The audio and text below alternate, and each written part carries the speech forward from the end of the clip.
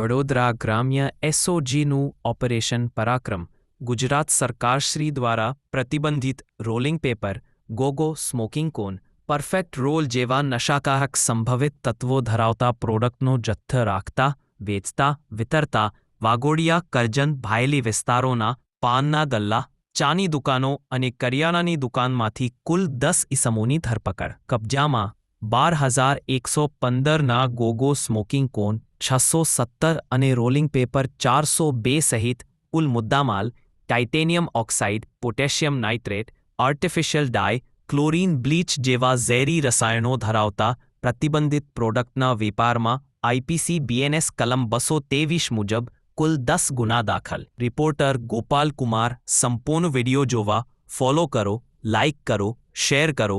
Navodaya Vadodara news.